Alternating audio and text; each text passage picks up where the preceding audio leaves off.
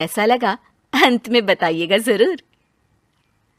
अरे बहू, चाय ले ले, उठ जा बेटा। अरे मम्मी रहने देती ना, मैं उठ तो रही थी। अरे कोई बात नहीं, खाने में क्या बनाना है वो बता दे। देख लो माँ, कुछ भी जो ये कहे बना लेते हैं। बेटा, मैंने तो जो सब्जी थी वो काट दी है, तू बस रोटियां बना लेना। ये हर रोज सुबह का सीन था ममता के ससुराल का। एक दिन पड़ोसन कहती है, अरे बहन जी, सारा दिन काम करती रहती हो, थकती नहीं क्या आप? बहू क्या करती रहती है सारा दिन? अरे वो भी कुछ ना कुछ करती ही रहती होगी। अब इतनी भी बूढ़ी तो नहीं हूं मैं जो बैठ जाऊं कि सामने काम पड़ा है और मैं बैठ ही रहूं। अरे लेकिन बहू की तो आदत खराब हो जाएगी जब सारा काम आप ही कर दोगी। अरे ठीक है ना, कम उम्र में हमारी भी शादी हुई थी। अब आजकल के पढ़ने लिखने वाले बच्चों को सारी जिम्मेदारी लेने में भी तो वक्त लगता है। बहू है तो क्या हुआ, मेरी बेटी की उम्र की ही है ना। एक उसे भी देख लो, चाय बनाने के सिवा आता ही क्या है। ममता से सारी बात करती है। हाँ, मम्मी जी ही ज्यादा काम करती हैं, इसमें कोई दो राय नहीं है। लेकिन मैं भी क्या करूं, ऑफिस और घर के बीच जो वक्त मिलता है उसी में काम कर लेते हैं, है ना। दिन बीत रहे थे। सास बहू के बीच की बॉन्डिंग अच्छी थी, लेकिन जब बहू माँ बनती है तो जो थोड़ा बहुत काम किया करती थी वो भी छोड़ देती है। बहू, ये ले, तेरे लिए बनाया है। इसको खाने से बच्चा और तू दोनों स्वस्थ रहेंगे। ठीक है माँ जी। माँ जी, वो बच्चे के लिए गद्दे जो सूख रहे हैं ना छत पर, जरा ले आइए ना। तभी वहां पति आ जाता है। अरे माँ रुको, मैं ले आता हूँ, तुम मेरा खाना लगा दो। माँ किचन में चली जाती है।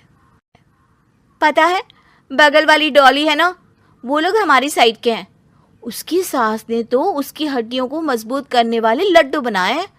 उसे भी बच्चा हुआ है ना। पता नहीं मम्मी जी क्या पानी सा उबाल कर दे देती है, मैं तो बस वही खा लेती हूँ। अरे तो तुम्हारे साइड बनता है तो तुम अपनी माँ से बोल दो, वो बना देंगी।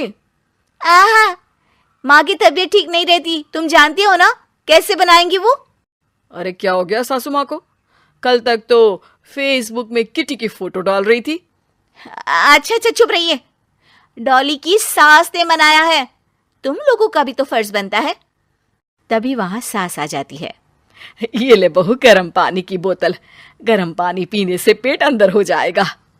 नहीं नहीं माँ जी, गर्म पानी पीने से प्यास नहीं बुझती। अरे पी लेना बेटा। वो बगल वाली डॉली को तो जानती है ना, जो तुम लोगों के साइड की है। तेरे साथ ही उसका भी बच्चा हुआ था। बेचारे का कोई ख्याल रखने वाला नहीं, सारा काम करती है और रात में बस एक लड्डू खाकर सो जाती है। पेट तो लटक ही गया है और बच्चा तो कितना कमजोर सा है उसका। अच्छा माँ, क्या बात है, डॉली की ये हाल है? क्यों मैडम, क्या कहना है आपका? अब पता है मुझे, किसी के पास मेरी सास की तरह सास थोड़ी ना है। नहीं नहीं बेटा, ऐसा नहीं है। मेरे लिए तो तुम सभी मेरे बच्चे जैसे ही हो। ममता को समझ में नहीं आता कि वो सास में कैसे कोई बुराई निकाले, क्योंकि हर कोई उससे उसकी सास की तारीफ ही किया करता था। एक रोज ममता के घर उसकी ननद आती है। अरे भाभी, मुन्नी को तो 6 महीने हो गए, आप अभी भी बेड पर हो। आ गई आप? कैसी हैं बुआ? बच्चा होने के 6 महीने बाद आई हैं आप। भाभी, अमेरिका दूर है ना, तो वक्त लग जाता है। अब इनकी छुट्टी अभी थी तो सभी आ गए। वैसे माँ कहाँ है? थकी हारी सास बेटी को देखकर खुश हो जाती है। माँ, इस बार तेरा वीजा तैयार है, मेरे साथ चलने को तैयार रहना। हाँ हाँ बेटा, मैं तैयार हूँ। अरे ऐसे कैसे माँ, मैं कैसे मैनेज करूंगी? कैसे मतलब? जैसे मैंने किया अमेरिका में, आप इंडिया में कर लेना। वैसे आपका तो मायका भी पास ही में है ना। हाँ वो तो है, लेकिन वहाँ माँ के पास वक्त नहीं होता। ईश्वर भक्ति में उनका सारा समय चला जाता है। भाभी, बेटी परेशान हो तो माँ का ध्यान आरती में कैसे लग सकता है? समझ में ही नहीं आता। वैसे भी अब माँ को मैं अपने साथ ले जा रही हूँ। माँ को विदेश घूमने का शौक है ना। ममता मन मारकर चुप हो जाती है, लेकिन मन ही मन सोचती है कि वो कैसे सारा काम मैनेज करेगी। पति का खाना, नाश्ता, मुन्ने को नहलाना, धुलाना, फिर रात भर इसके लिए दूध तैयार करना। माँ तो सारा काम करती थी। हे भगवान, ना भाई ना। क्या हुआ भाभी? क्या सोचकर ना भी ना कर रही हो? अरे कुछ नहीं, बस बच्चे के बाद से ही कमजोरी ज्यादा हो गई है ना, तो अचानक से बड़बड़ाने लगती हूँ मैं। अगले दिन ममता अपनी माँ को फोन करती है। राधे राधे। माँ मैं क्या करूं, मेरी सास तो अमेरिका जा रही है बेटी के पास। अब घर का सारा काम, बच्चा, सब कैसे मैनेज करूंगी। तू आ जाना माँ कुछ महीनों के लिए मेरे पास। अरे ना ना ममता, मेरे बस की बात नहीं है काम धाम। अरे तू तो जानती है ना, मैंने तो तेरे भाई की शादी भी गरीब गांव की लड़की से इसीलिए ही की थी कि वो चुपचाप घर का सारा काम करे। वैसे भी अब तो आदत भी नहीं रही मेरी काम करने की। ममता को माँ पर बहुत गुस्सा आता है।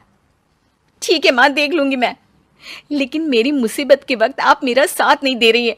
अब भूल जाना मुझे।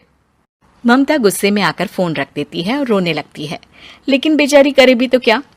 अब सास और ननद दोनों घर का काम करते, नेहा आराम करती, लेकिन अब आराम में भी उसे चिंता रहती। और फिर वो दिन भी आ जाता है जब ननद का जाने का वक्त आ जाता है। भाभी मैं जा रही हूँ, अपना और मुन्ने का ख्याल रखना। ममता सास को देखती है और गले लगकर रोने लगती है। माँ जल्दी आ जाना। सास मुस्कुराकर कहती है, कहाँ से ममता, मैं कहीं नहीं जा रही। मैंने देखा कि मेरे जाने की बात से ही तू परेशान हो गई थी, इसीलिए मैंने अपना जाना कैंसिल कर दिया है। तू चिंता ना कर, मैं तेरे साथ ही रहूंगी। ममता को अपनी माँ की बात याद आती है कि कैसे उसके कहने पर भी ममता की परेशानी को समझने की बजाय उसने मना कर दिया, जबकि सास ने बिना कुछ कहे बहू की समस्या पढ़ ली।